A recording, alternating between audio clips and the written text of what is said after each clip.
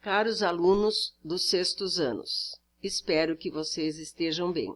Hoje vamos começar a apostila 4, página 3 até a página 12.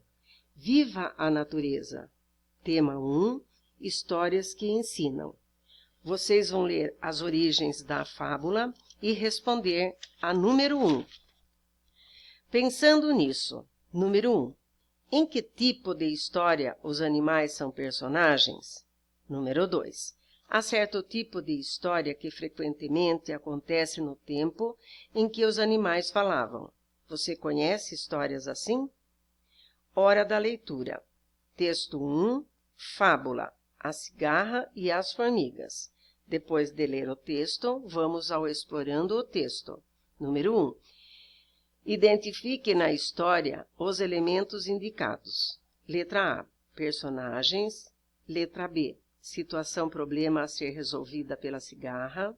Letra C, palavras ou expressões do texto que indicam o tempo e a duração dos acontecimentos da história. Número 2, a cigarra tem sucesso ao tentar resolver seu problema? Por quê?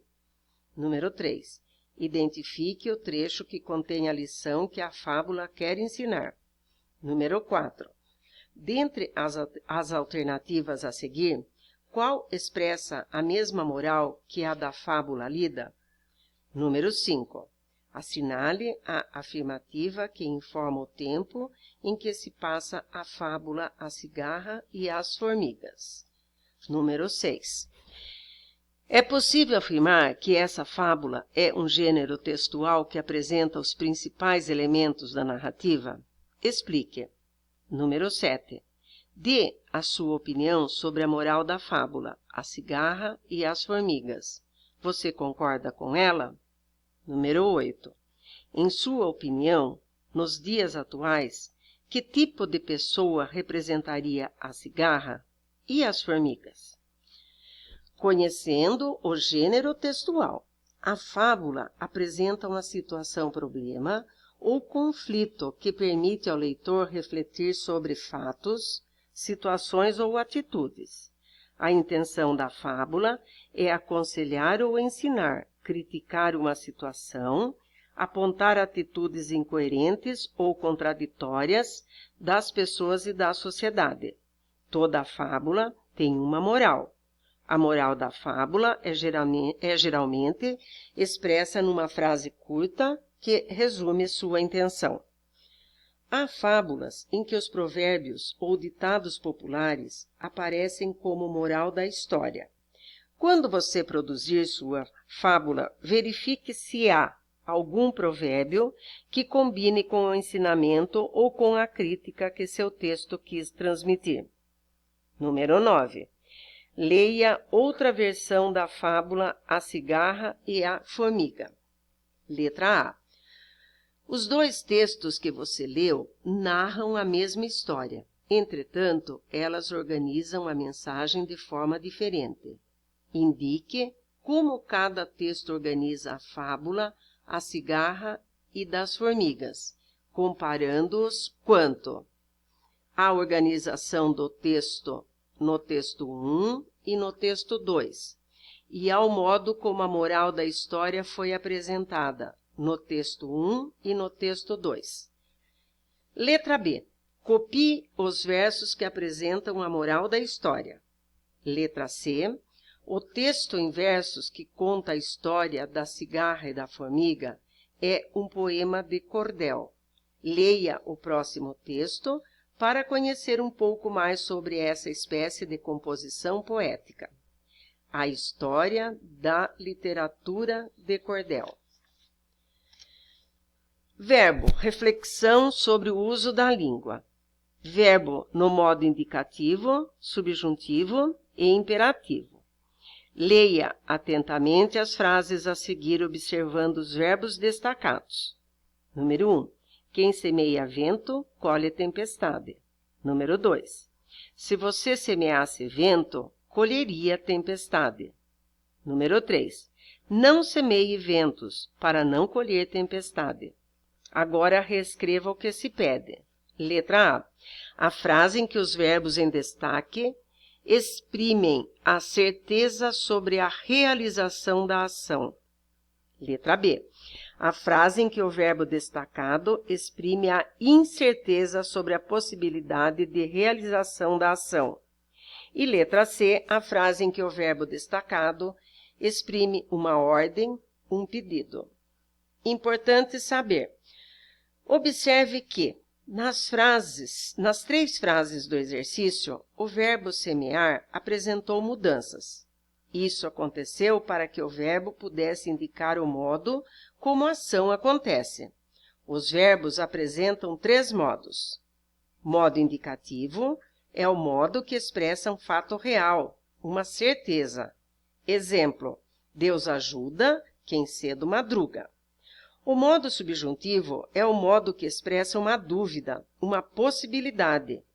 Exemplo, se conselho fosse bom, seria vendido. Modo imperativo é o modo que expressa uma ordem, um pedido, um conselho, um convite, uma solicitação, uma instrução. Exemplo, pense 2 vezes antes de agir. Mãos à obra. Número 1. Releia os trechos do cordel A Cigarra e a Formiga e identifique o modo dos verbos em destaque. Letra A. A cigarra só cantava. Letra B. A fome já lhe esperava. Letra C. E dance um samba bem quente. Número 2. Descubra o verbo que completa a frase, a prece a seguir, usando o modo verbal subjuntivo. Que eu, ser cada vez mais humano, mais solidário e mais justo. Que eu, ser mais pacífico e mais tolerante. Quando os jovens descobrirem a força das palavras, pensarão em um modo de usá-las melhor. Quando os homens souberem ser mais humanos, a paz, enfim, reinará na terra. Letra A. Copie o último verso da prece substituindo os homens por um pronome pessoal do caso reto. Letra B. Complete o que falta na tabela, conjugando o verbo descobrir no presente, pretérito imperfeito e futuro do subjuntivo. Se for necessário, consulte a tabela de conjugações que está no apêndice deste tema. Faltam 2 pessoas no presente, 3 pessoas no pretérito imperfeito e 4 pessoas no futuro do subjuntivo. Número 3. Leia os provérbios abaixo. Em seguida, indique o modo dos verbos em destaque. Letra A. Água mole em pedra dura, tanto bate até que fura. Letra B. Se a vida lhe der um limão, faça uma limonada. Letra C. Nunca digas, desta água não beberei. Número 4. Os provérbios da lista a seguir apresentam verbos nos modos indicativo, subjuntivo e imperativo. Separe-os nos 3 grupos, conforme o modo do primeiro verbo de cada frase. Quem tem pressa come cru. Se os teus projetos forem para 1 ano, semeia o grão. Se forem para 10, plante uma árvore. Se forem para 100, instrui o povo. Se tu parares cada vez que ouvires o latir de um cão, nunca chegarás ao fim do caminho. Pense rápido e fale devagar. Uma frase no modo imperativo, uma frase no modo subjuntivo mais modo imperativo, uma frase no modo indicativo e uma frase no modo subjuntivo mais modo indicativo. Número 5. Leia a receita a seguir. Salada de frutas, ingredientes e o modo de preparar. Letra A. A receita é um gênero textual que instrui o leitor a cumprir determinadas orientações para realizar determinada ação. O que resulta das ações indicadas na receita Letra B. Copie todos os verbos presentes no modo de preparar. Letra C. Em que modo estão os verbos? Letra D. Por que esse modo verbal é indicado para ser empregado em um texto do gênero receita? Atividade de criação. Pretérito perfeito e pretérito imperfeito. Número 1. Neste capítulo, lemos diversas histórias em prosa ou em versos. E, para narrar essas histórias, foi preciso muitas vezes empregar várias formas do verbo no passado.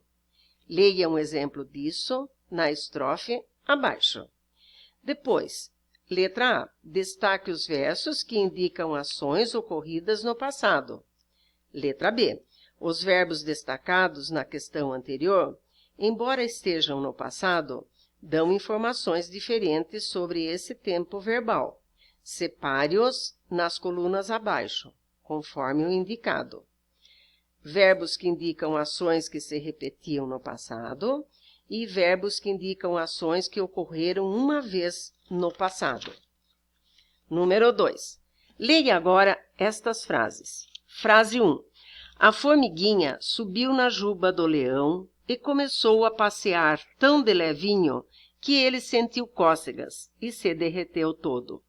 Frase 2. A formiguinha subia na juba do leão e começava a passear tão de levinho que ele sentia cócegas e se derretia todo. Letra A. Os verbos destacados nas frases 1 e 2 estão no passado. Em qual delas os verbos em negrito indicam ações que já terminaram? Letra B. Em qual das frases acima o verbo indica uma ação que acontecia no passado com frequência?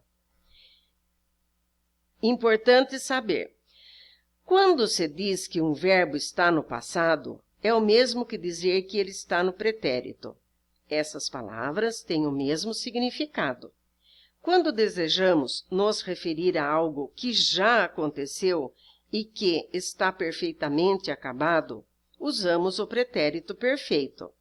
Como o próprio nome indica, a ação já foi concluída. Observe que na frase 1 do exercício anterior, os atos de subir, começar, sentir e derreter já foram encerrados.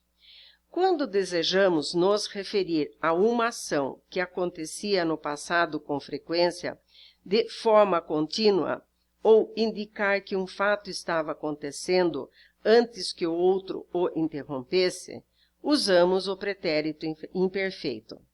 Número 3. Veja duas maneiras de conjugar o verbo subir no pretérito. Pretérito perfeito. Ontem eu subi, tu subiste, ele subiu. Nós subimos, vós subistes, eles subiram. Pretérito imperfeito. Eu subia, tu subias, ele subia. Nós subíamos, vós subíeis, eles subiam. Caros alunos, façam as atividades e lembrem-se que já estamos no final do ano. Bons estudos!